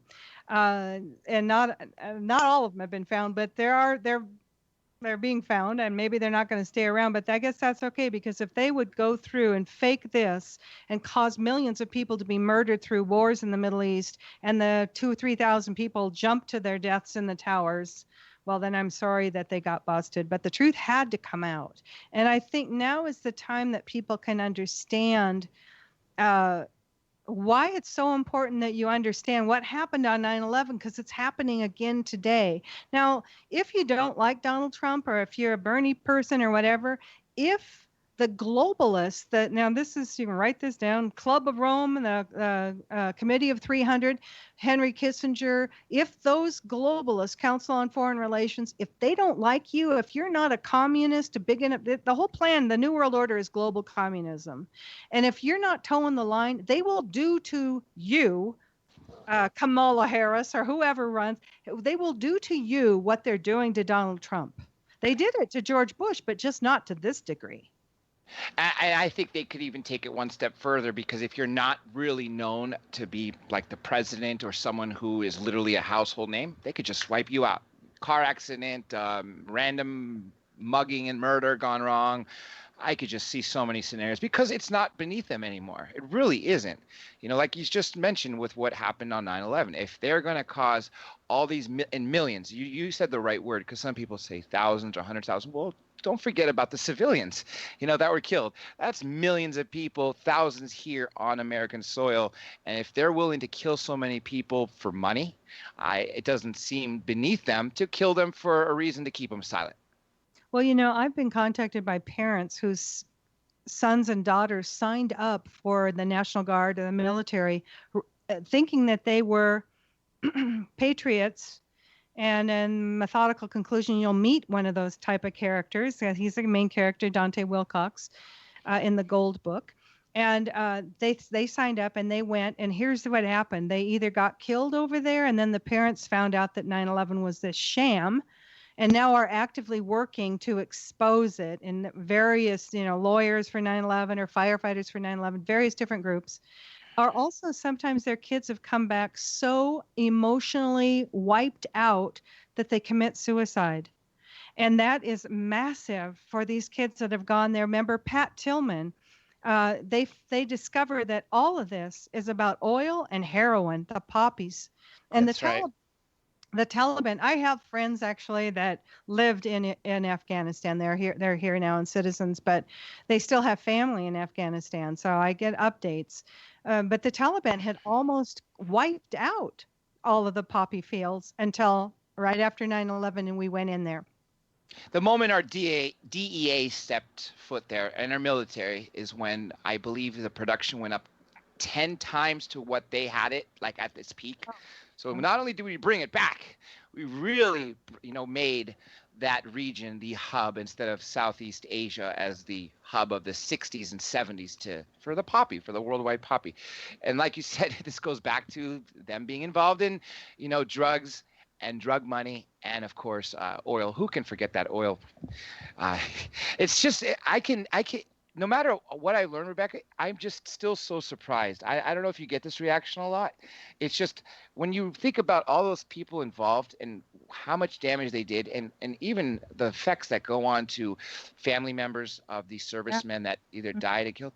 It's just so shocking, because it's that level, that level of such a huge, massive thing. I mean, you got Pearl Harbor, I think, on an even bigger scale with this, because that's all I can say for that, because when compared to what was destroyed at Pearl Harbor, you have military. Compared to what was destroyed here, you have more personnel, you have civilians, and you have the towers, even though they were insured. And that's another topic I forgot to ask you that I'd written down. The insurance. Yeah, that's really amazing, isn't it? So what was his name? Larry Silverstein? Uh-huh. And he filed 2 claims, one for each building, right? Exactly. 1.3 billion or something.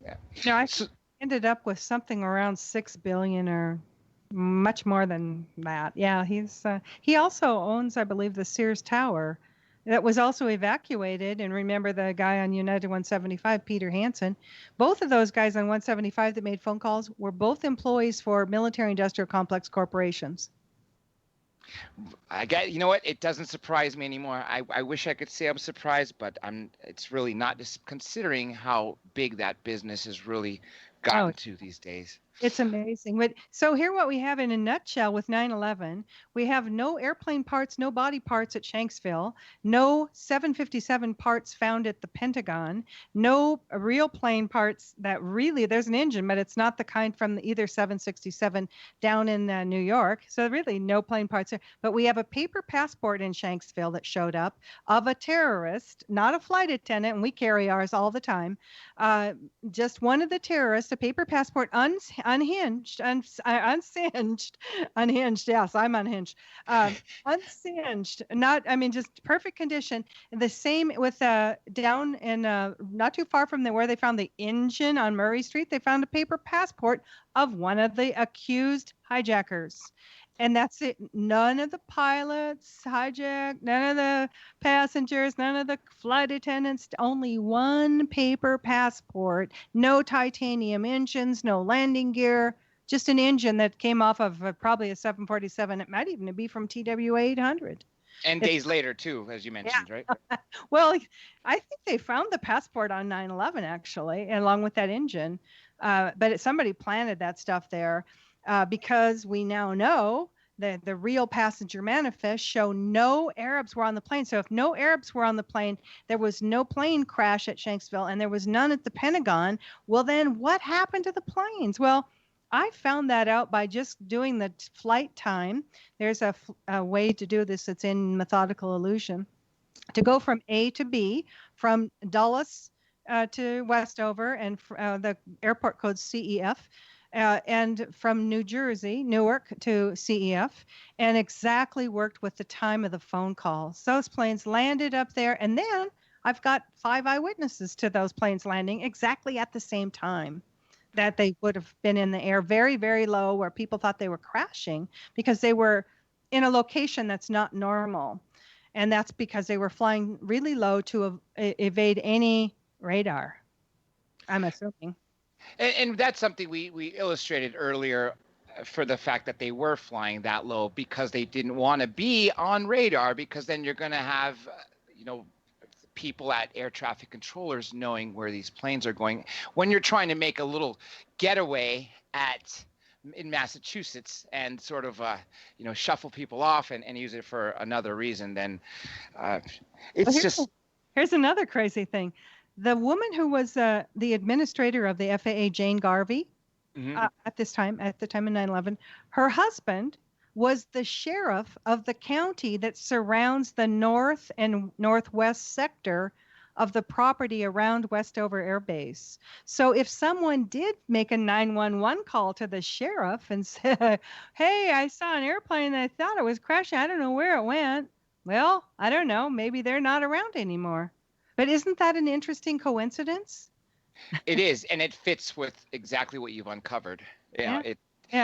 And again, what you said a few minutes ago, we really need to put this in the public's mind. No planes, no plane parts, and no bodies at 4 locations. 4, not 1, not 2, not 3, but all locations that were alleged under attack that day. And I remember when, like you mentioned, that engine possibly from TWA Flight 800, seeing that hole, which you also mentioned was dug up before, and yet no matter what, they still bring up the footage today from exactly 17 years ago. I still can't find anything. But of course, now that we have the time gap, they're able to put in what they want of what they put in days later. Oh, yeah. A lot of this stuff. That's why somebody told me this, and I just recommend it. If you're going to do any kind of research about anything, let's just say there's an assassination, X amount of years from now or months from now. You want to save everything that comes online, every bit of news, everything in print. I don't care if you have to buy reams of paper at Costco. You need to print it because they can go back in and change it. I'm still surprised the BBC article is still up there. If you say 9/11 hijackers still alive, you'll find that BBC article from September 21st, 2001 that tells that. And even the Saudi government was threatening to sue, because 15 of their citizens were accused of being the hijackers. And they're like, these people are still alive. Some of them are pilots.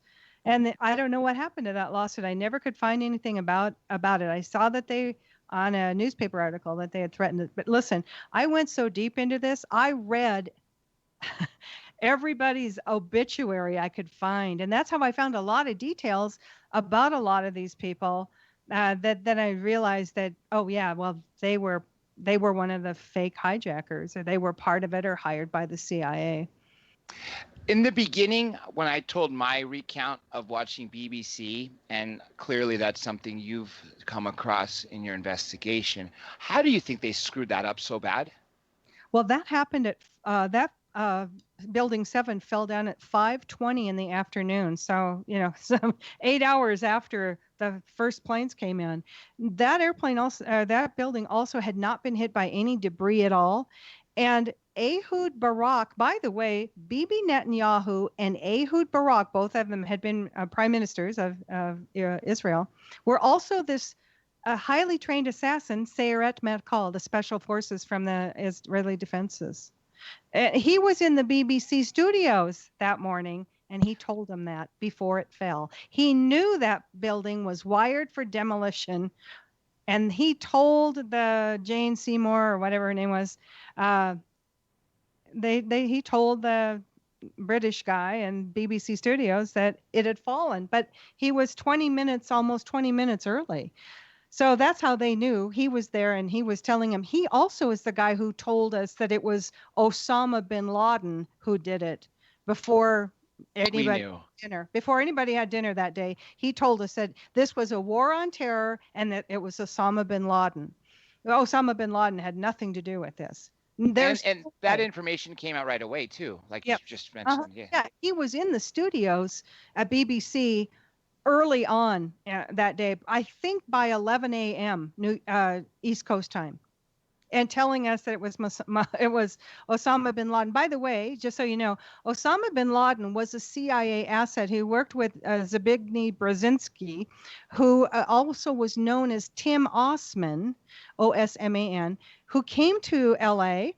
Ted Gunderson actually met with him.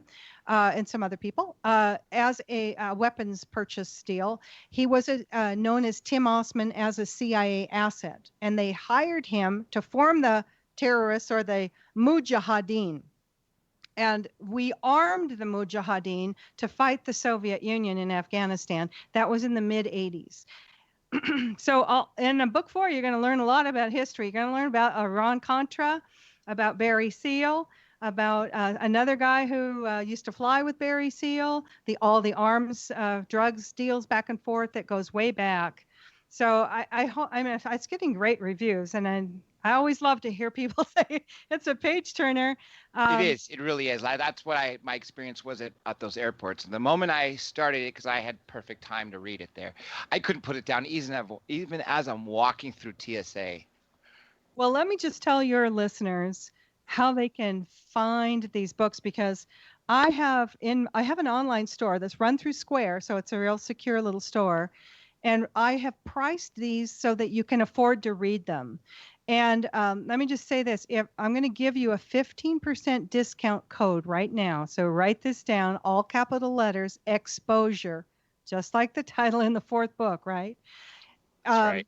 You can go to one of my websites, readroth.com is the easiest one to remember, READ, readroth.com. Also, each book has a .com, Methodical Illusion, book 1.com, Methodical Deception.com, Methodical Conclusion.com, and methodicalexposure.com. If you really want to get into this and go deeper, there's a lot of interviews and a chat in a membership site that's www.behindthegalleycurtain.com. You can also find links to the autographed books on my Square store from RebekahRoth.com, and it's REBEKAH, the biblical way, and RebekahRothShow.com. I do a show every Saturday. It goes on Vimeo and YouTube until they kick me off again. Yeah. YouTube kicked me off when I did a video that showed the meta tagging and the Freedom of Information Act data, and no email, no threat, no nothing. Everything was gone. 2.5 years. So I recommend people go to Vimeo because every Saturday I post something. Hey, I'm still on YouTube. I can't believe it. But they've changed drastically. Oh my goodness.